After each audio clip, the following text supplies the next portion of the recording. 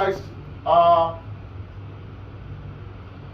the next model is the physical intervention techniques. Remember that I mentioned in the previous module that we only need to use physical intervention as a last resort. As a last resort, when we have exhausted all other options, you have tried all your conflict management techniques. You try to calm, try to de-escalate, try to show empathy, try to show respect, try to show understanding. And when you have no other choice, when you have exhausted these options, that is when you can use physical intervention. Now, the techniques I am going to be teaching you this morning is different from your martial arts techniques. It's not the taekwondo, it's not the judo, yes? And whenever you use any of these techniques, you have to use it as a last resort. As a last resort. And you also use a low-level techniques. This way, guys. Come this way. No, you stay there. Yes, low-level techniques. Right? Low-level techniques. Whenever you use physical intervention, you must be able to justify it. It must be necessary. Yes. It must be proportionate. Right? And whatever force you're using must be a low level and a non-pain compliant technique. Alright? Now, in physical intervention techniques, we have 4 tools that we need to use, or as an instrument for you that you can use when you are carrying out any of these techniques, depending on the situation. However, I'm going to be teaching you 11 techniques, out of which you will have to demonstrate 10. Right? So, your 4 tools are 1, claw. Can everyone do this? Claw. You're not doing it right? Can you see my hand? No? Can you see my hand? Yes, better. This is claw. No? That is not claw.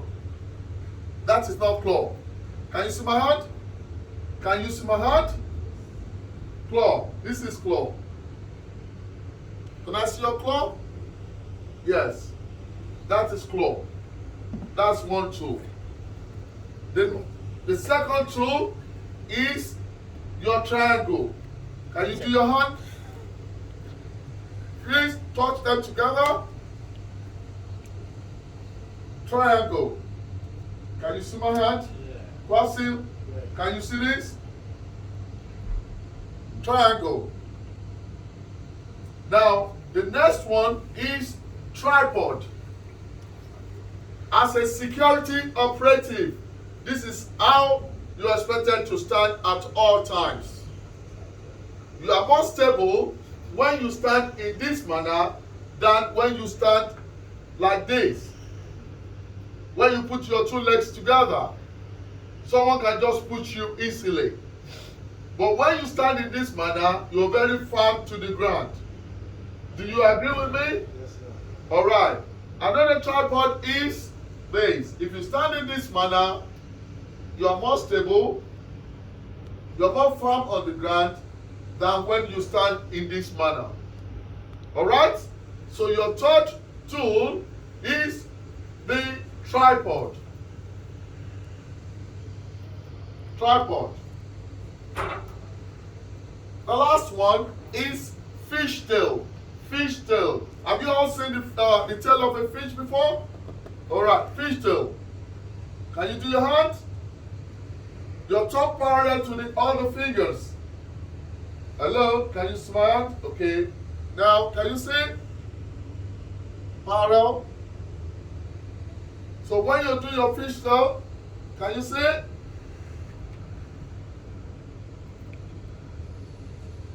Can I see you do this? All of you.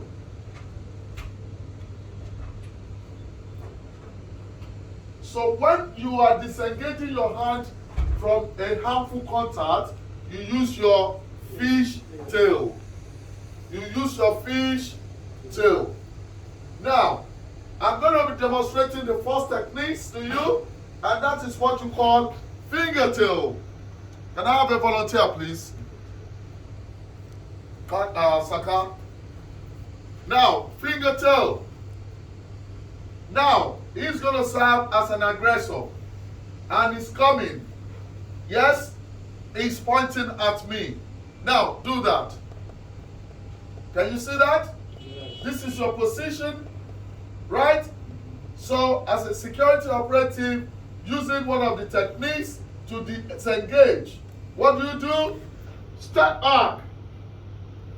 Can you see my hand? Yes. Can you see my leg? Yes. Firm on the ground. Step back. Go back a little bit.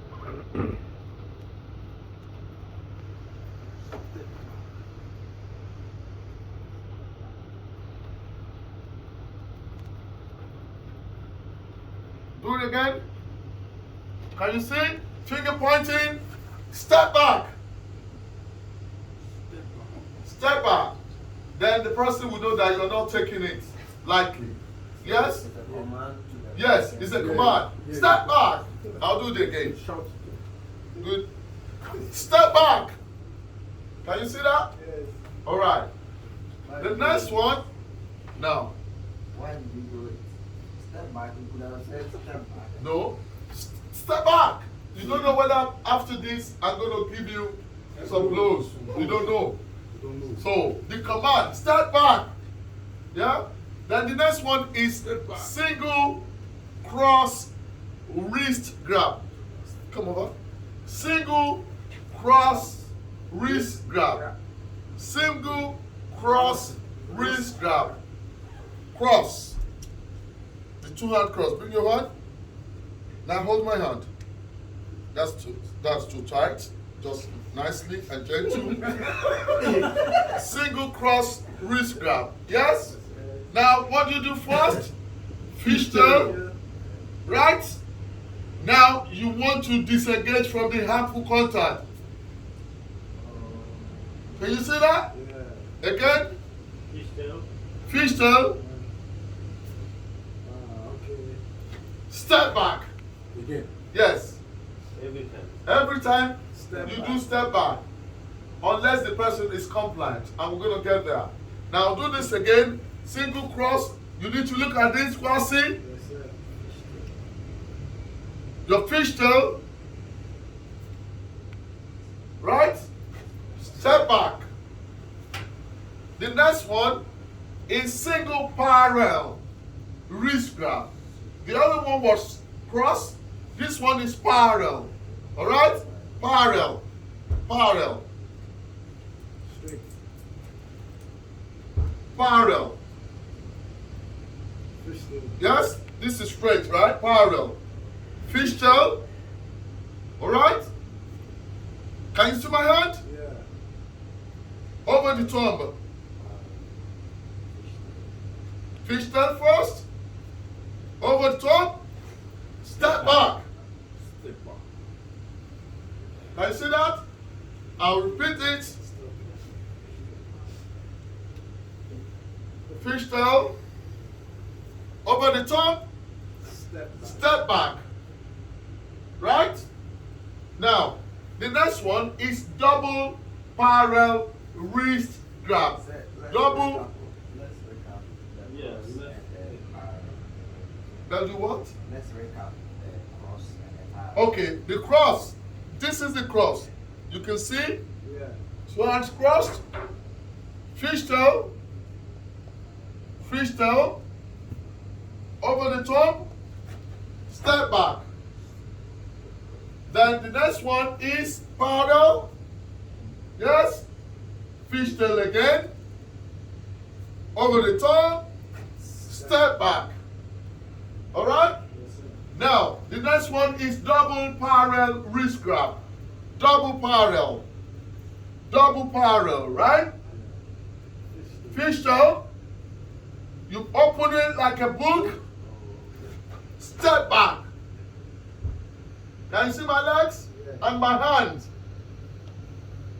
I need to see the action. Double parallel wrist grab. The fishtail over the top, like you open the book. Step back. Right? And the next one is double shoulder grab. Double shoulder grab. Because this person might have nails, yes, you want to be careful. So what do? Use your claw for the two hands to the wrist, put the two hands together, push it back, step back. You get that? Again, use your claw to the wrist, hold it, put the two hands together, push it backwards, step back. The next technique is double clothing grab. Double clothing grab. Alright? Double clothing grab. Double clothing grab. Yes, this is like a snake sign. Use your hand over the first hand, then you go underneath to the wrist. Then use your second hand to support it and push him that way, step back. Now, I'll do it again. If you are using your left hand, yes, if you are using your left hand, you come this way, over, and come underneath to the wrist. Can you see? By the time you do this, you have weakened this side. Now, can you see this? You join it with this one, push that way, step back. What's the name for that one? That is double clothing grab. Can we see that? Now, I'll do that again. For those of you who might want to use your left hand, you come this way, underneath, to the wrist. Like a weed. You join it with the other hand, you push this way, step back. Okay, so you push towards the one that you are doing the hand with. Now, then the next one is single clothing grab. Single clothing grab.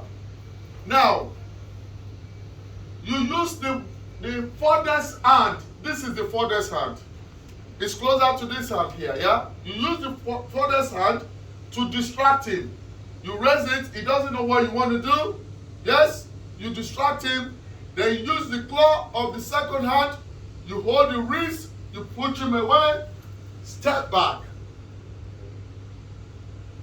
If he's holding me on this side, hold me on this side.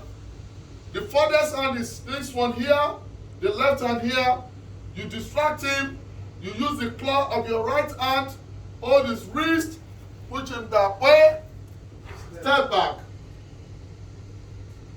Yes? Then the next one is single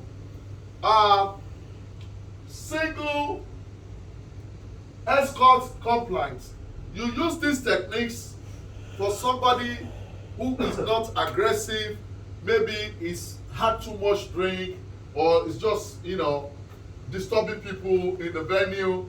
Then you just take the person gently out of the premises. And how do you do this?